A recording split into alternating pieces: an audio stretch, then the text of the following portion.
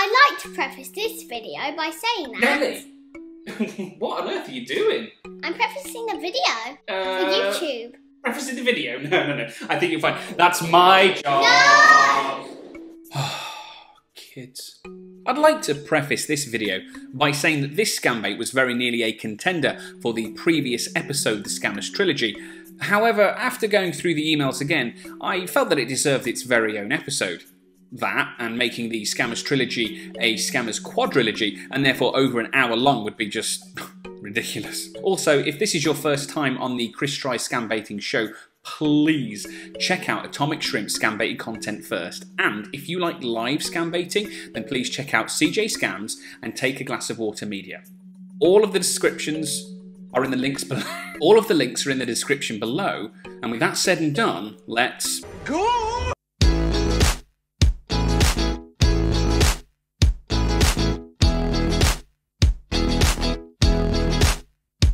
We start today with this interesting and highly believable email from a Mrs.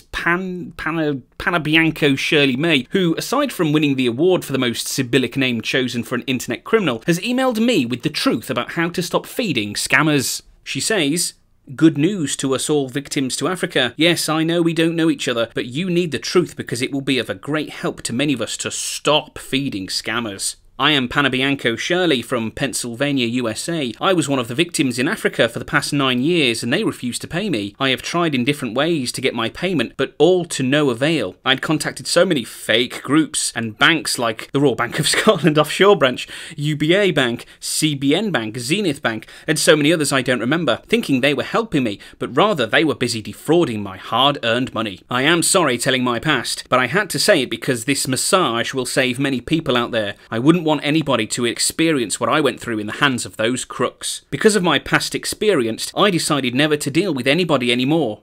Until on the 17th of November 2020... Until on the 17th of November 2021, I got a mail from a man named Kenneth Sharp from Full telling me to contact a barrister in Nigeria if I hadn't received my fund. Honestly, I thought it was another trick to scam me, but I later decided to give it a try by contacting the barrister on the email address I saw on the mail, and to my greatest surprise, it happened to be 100% true. Convenient that. Today I am very happy to announce the good news to the public that I have finally received my fund through the barrister. Honestly, I still can't believe this because I've tried over 9 solid years and got absolutely nothing. I lost over $180,000 to scammers, but through this barrister I received my fund in just 4 days. I know you may be wondering how I got my fund without paying $. Yes, the only money I'd paid was $380 and it was used to obtain a fund permit certificate in my name, which I have the copy with me. My advice to us all is to stop dealing with wrong people and contact this barrister to claim your fund. Her email address is I am a living testimony. So, wanting to go on a journey with Panabianco, I reply thusly. Hello, how did you find out I was also a victim of Africa? I mean, I like the band, but that song, sheesh.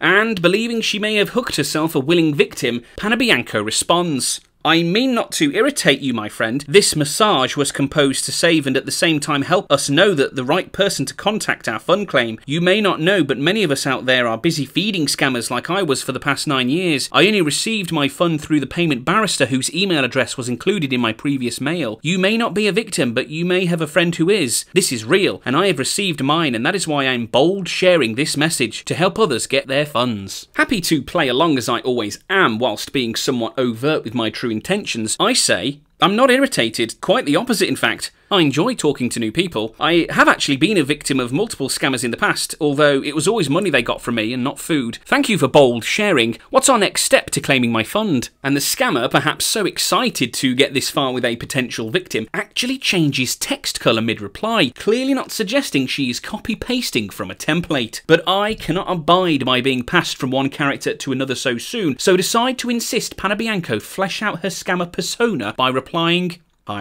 I will contact the barrister, but do we have to end contact so soon? You sound like you have one hell of a story to tell, and I'd love to hear it. And, shakily it seems, the scammer acquiesces by saying, funny you are, my friend. Just being happy here because I have finally received my long awaited fund. All thanks to the Mrs./Barrister Barry. And, in the spirit of continual delay, I reply, well, that's great. Tell me about yourself, Panabianco.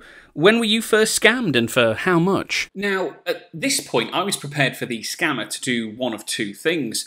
Either reply with a brush-off response telling me to contact the barrister, or reply with more copy-paste waffle.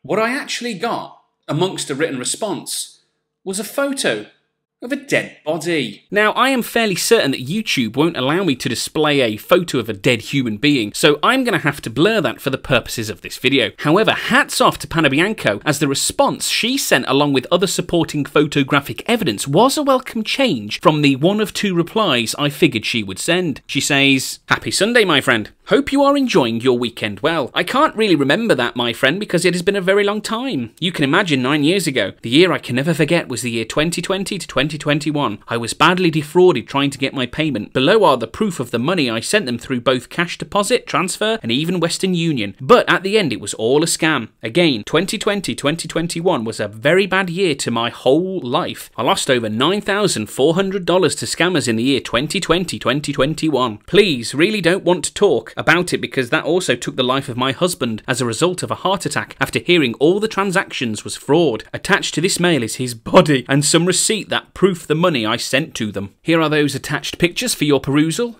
minus the dead husband, you freak." Before I can reply, however, the scammer, trying desperately to appear as a real human being and not a criminal invention designed to steal money, sends this to tug my heartstrings and soften my stiff internet stranger exterior. I am sad now, you just reminded me of my lovely late husband. Wanting, as ever, to appear as though I am lapping up the various fictitious storylines scammers send my way, if only to keep the pretense that I am falling for their scam when in fact they are falling for mine, I reply to say, "What a gripping and sad tale, Panabianco. You must be very strong to get through so many years of financial hardship and still come out the other side a victor. I am sorry about your husband. It is never easy to lose a loved one. Could have done without seeing his corpse, mind you." And in a reply that would make any grammar Nazi's fingers itch to critique, Panabianco elucidates on her past and our potential scammy future. Yes, it was horrible, but that was my past stories, my friend. It's all in the past now, and all thanks to the payment barrister because she made me a happy woman again, though it can never be complete without my lovely husband. Sorry if his corpse pic irritate you. I wish he's here now to enjoy the money we both was fighting to receive. I loved him so much. He encouraged me to be strong before he died. Hope you were able to view all the receipt I sent you. You can imagine losing such amount to scammers yet receive nothing. But through this barrister, I only spent $380 and my fund was wired to my account in the space of just 3-4 days. You can now tell me about yourself now that you have known mine. So I reply in the standard scambaity way, and by that I mean by being completely tongue-in-cheek about the whole situation. The photo of the corpse of your husband did not irritate me, Panabianco, just rather frightened and disgusted me slightly. I can't imagine losing such large amounts to scammers and getting nothing back. They really are some of the lowest forms of human scum, don't you think? Targeting people and manipulating them in such a way to steal their money, without a thought of how they may tear a family apart, ruin lives, and in some cases have even worse consequences. If I ever came across a scammer, I would certainly do whatever I could to see their operation was stopped, delayed, or interrupted. But what are the chances I'm ever going to end up talking to a scammer? Very slim, I'd say. Anyway, about me. I am a dental hygienist in my 50s, divorced, and been the victim of Africa many times. Playing along, but wanting to get things back on track, the scammer replies with, "It was so painful, Bob. I so much need to get my funds. That's why I ended up being defrauded this much. But God has blessed me again through the payment barrister Vivian. She is an angel. Soon you will get your fund and plan a better future. You really sound brief, but that's okay. You have my ID. Please, can I have yours to see how you look?" And I acquiesce with the one and only photo of the one and only Raghaus Gupta. Whoa, what a dish. And clearly Panabianco agrees by saying, "You are handsome if this is really you, but don't you have a driver's license?" Barely 2 minutes pass when Panabianco sends a follow-up, no sorry, 2 follow-ups that are completely unrelated and couldn't possibly have been sent as separate sentences in the same email. "Have you been able to contact the barrister? Though you look younger than your age." And I reply explaining that I only have the paper license and not the photographic one, as, let's face it, forging an ID to satiate a scammer is both illegal and would be way beyond the scope of my capabilities if my cooking skills are a metric to measure by. Now that Panabianco's replies are getting shorter and perhaps a little suspicious, it's time to finally speak to the barrister, which I do thusly. "Hello. I need you to release my funds. I was scammed. And the next scammer, or maybe it is the very same scammer on a new mailbox, replies, "Sorry for my late response to your mail, sir. As the elected payment release barrister here, I am always busy with so many fund files on my desk, working to be accomplished to the beneficiaries that had contacted to claim their funds. So please bear with me if I did not respond to your mail as you had expected. As for your request, yes, I will help you claim your fund, but please note we must follow the legal procedures. I am always specific, that's why I always made myself clear before I proceed to work with beneficiaries. If agreed, then I can assure you, I can assure your funds, oh my lord, then I can assure your fund will be released to you in less than 4 working days. Keep this in record that I said. Your response will permit me to proceed." Wanting to prove I had not paid attention to any of the details from my previous correspondence with Panabianco, I respond to the scammer's email with, "Well, naturally there will be procedures to follow. I am simply resting assured that this will come to no financial detriment to me. As Panabianco said in her email to me, she got her funds without spending a penny.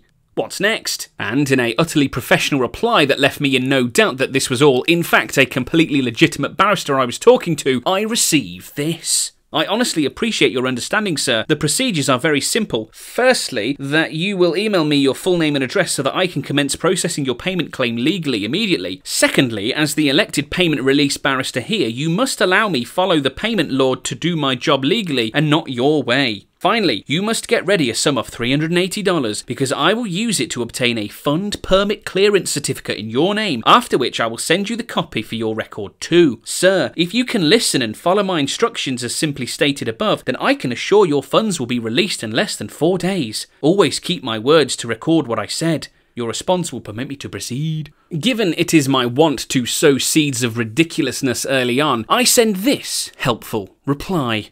"Mrs. Obi-Wan K. Vivian, thank you for your response. Below are the details you requested. Firstly, don't worry about the $380. I have a few ideas about that." I receive this reply from the barrister, basically saying that in less than 6 hours she has managed to arrange all the legal documents I need, in spite of being very busy, and all I need to do is provide the coveted $380 to get a fund permit clearance certificate from the so far unnamed paying bank. She concludes her email asking me to take this all very seriously, which, if you don't know by now, is something I won't be doing at all. So, in the spirit of masquerading delay as cooperation, I ask for my options on how I can pay the scammer, no doubt giving them a happy feeling inside, thinking their efforts are about to pay off.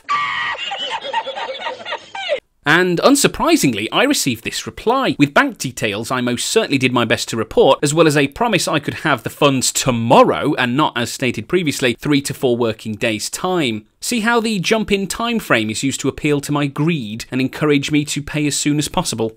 Scam tactics. Now, remember folks, if it hasn't been obvious throughout my other scam baiting episodes, you can tell an advanced fee scam a mile off by making one simple observation. Are you being asked to spend money to receive money? Whether it's a consignment box, a scam refund, an Instagram crypto investment scheme, if the answer to the previous question is yes, then I assure you, it's a scam. Wanting to slow the impetus of the scammer, I send this shocking reply, hopefully wiping off the grin on Barrister K. Vivian's face in the process. Whoa, hang on a minute. I told Panabianco that I'd been scammed in the past, right? A victim of Africa, yes? The scammers who stole from me wanted me to pay the same way, via Western Union, MoneyGram, etc. Not a chance. If you want me to believe this is real, I want to do bank-to-bank transfer. What kind of barrister uses the same methods as the scammers? I just can't. In a tactic almost every scammer I have gone the distance with uses, Barrister K. Vivian explains she will have to cease the transaction. No, sorry. Stop! The transaction if we cannot trust each other. She proceeds to mention Panabianco, probably in an attempt to use the other character in this charade to lend credence to the whole ordeal. Again, another tactic scammers use, the multiple people involved to provide references or testimonials. Because, you know, lying is so 2021. I respond saying I will speak to Panabianco before proceeding and tell the scammer to sit on her hands and wait. And send this email to the original scammer. Perhaps aware of the bump in the road because they are two scammers in cahoots, or perhaps Panabianco and Barrister K. Vivian are the same scammer, I receive this preemptive message, as well as a follow-up to my email. I am expecting a good news soonest. Barrister Vivian will always do what she knows how to do. I was about replying to your mail and another came in. What question, my friend? So, never knowing if you never ask, I send, Could you send the barrister $380? Understandably not expecting this, Panabianco, who's clearly never heard of lending someone money before, replies with, "How do you mean, my friend? How do you expect me to send the $380 to the barrister when it's not my fund? I sent her my $380 through Western Union while I was in contact with her to claim my fund, and I have gotten my fund. Please take care of yours and get your fund." And, happy to get to work wasting the scammer's time, I send this. But when I was scammed, the scammer asked me to pay by Western Union. I'm terrified the same thing will happen again. Why can't I do bank-to-bank transfer? I only asked if you could pay because you're now extremely wealthy, and $380 would be nothing to you if something went wrong. And in spite of her purported wealth, which, let's face it, doesn't exist because the money they want is mine, I receive this wall of text from the scammer. "I am glad you have some receipt of the money I sent to the scammer in 2020-2021. Many of the money I sent to the scammers was through Western Union and World Remit. Others was transfer, but that did not stop me using Western Union to send the money to Barrister Vivian as I was instructed. My little advice for you, my friend, is to go ahead and send her the money through Western Union as she may have instructed you. I can assure you with my life that you must receive your fund. I am a living testimony. Yes, I may be wealthy, but I have problems too. Remember, my dead husband left some insurance bill before his death, so I am now maintaining them, and that cost money. Please do take care of this yourself and enjoy a great future." Deciding she may not have hit the point home hard enough, Panabianco follows up with, "Go ahead and send her the money through Western Union as she may have instructed you. I sent mine to her through Western Union too, and today I am happy that I received my fund." Replying directly to Barrister Fund Release, I tell her about my decision to give in and pay, and that I will go to the Western Union office later that day to effect payment. And rather than getting a nice reply full of thanks, encouragement and promises of no regrets, Barrister Fun Release sends me the same email from before, literally copied and pasted word for word. Because nothing says personalised one-to-one communication than Control-C, Control-V. And before I can stop myself, I decide to highlight that point by saying, "That's weird. That looks almost identical to the email you sent me before, almost like you just copied and pasted it in. Lazy." But for some reason, the Barrister K. Vivian sent it me again. To which I, feigning annoyance, reply with, "Stop spamming me! I'll get it done! Jesus!"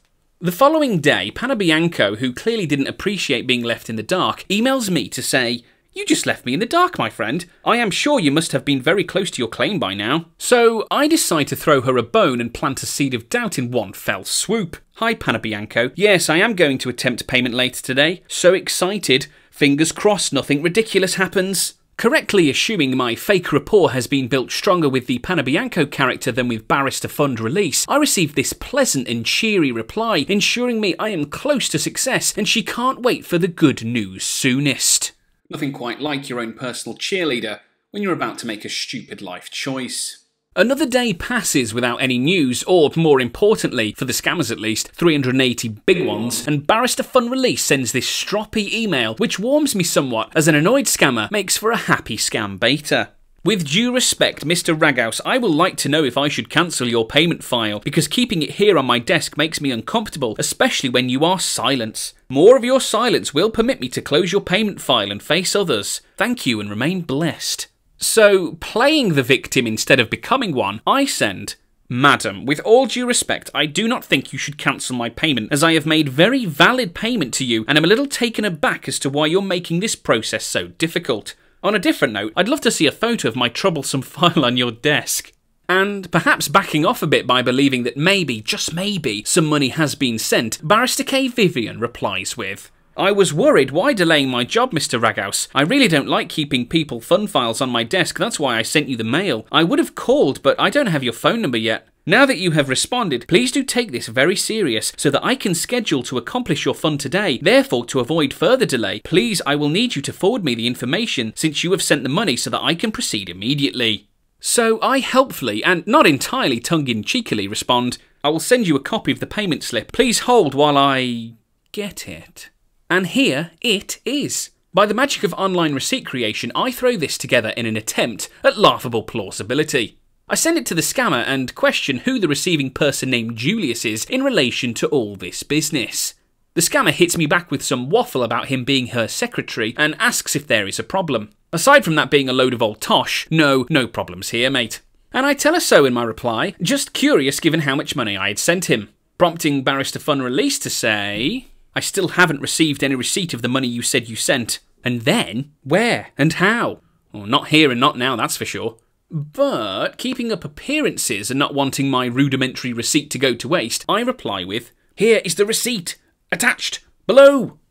Before we see how Barrister K. Vivian responded, let's go back in time a bit to a coinciding conversation I was having with the one and only Panabianco whilst the barrister and I were doing the dance of Le Scam.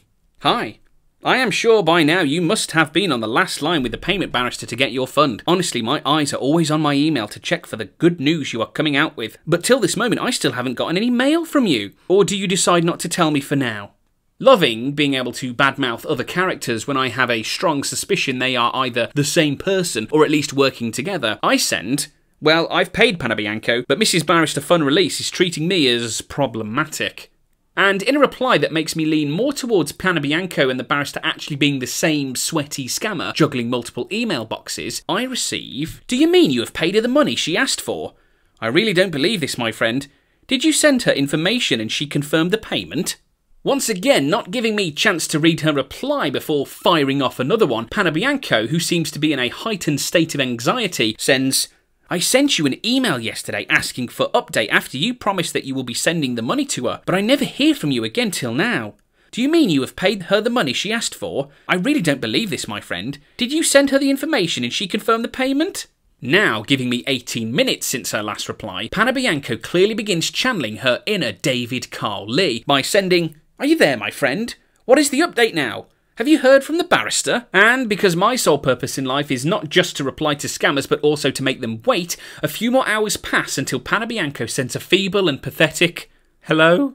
I give her 5 to question her life choices before finally replying, "Hello, Panabianco. Yes, I've paid the money, but there is a waiting period before it is deposited, on account of some trouble I've had sending money to scammers in the past. Not calling you a scammer, by the way. Just when I was scammed in the past using Western Union as a means to send the money, my accounts officer puts a temporary hold on any payments made to Western Union to give it time to be cancelled if it transpires to be a scam."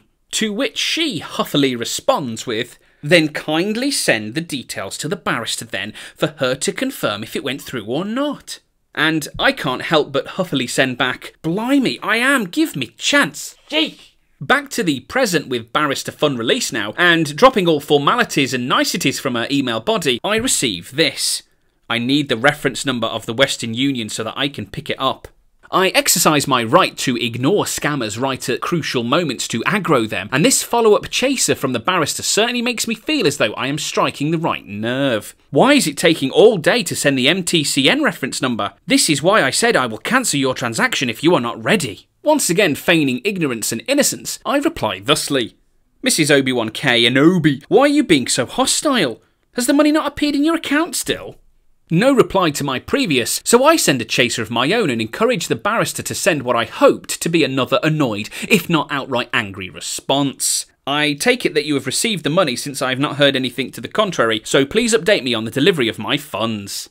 And if the overuse of question marks and shouty caps in her reply is anything to measure by, I can tell before reading this that my hopes have come to fruition. She says, "And I hate it when you cannot listen to provide what I asked you to provide. How can I possibly pick up the money you claimed you sent when you did not send the MTCN reference? You claimed you sent the money through Western Union, but the paper you attached in your mail may never show any MTC reference number. Why? You are really kidding, and I think I am too busy for that." Realising the game is almost up, I send one of my frustratingly placating emails in an attempt to thumb my nose at the scammer one more time by replying, "Excuse me, Madam Jedi, but I have done everything you asked of me. Everything. The receipt I provided was the receipt they gave me. Perhaps it was not a genuine Western Union kiosk. Maybe it was a scam one, or something, you know, a bit of cardboard made to look like a kiosk, but it just steals your money instead. Fine, give me a Bitcoin wallet and I'll send it that way instead. I mean, for goodness sake." But the scammer decides to copy and paste her last reply, adding in only a single additional line, which, at the very least, adds to the overall frustration of the email nicely. "Oh, Barrister Fund Release, you didn't really think I was going to release fund to you, did you?"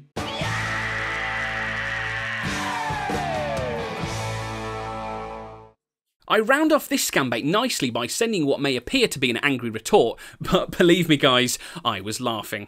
"Stop sending the same email again and give me your Bitcoin wallet."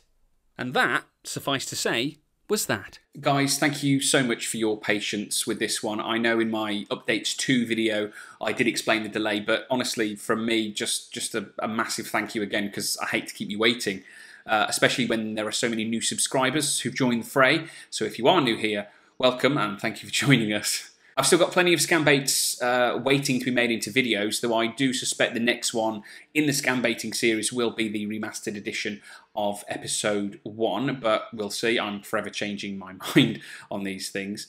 If you'd like to leave a comment, then please do. You know I'll get back to you, I always do. And if you enjoyed the video, then feel free to leave a like and maybe subscribe, but only if you want to, no pressure. Anyways, stick around to the end for the bloopers, and as always, take care guys, and I'll see you in the next one. 3, 2.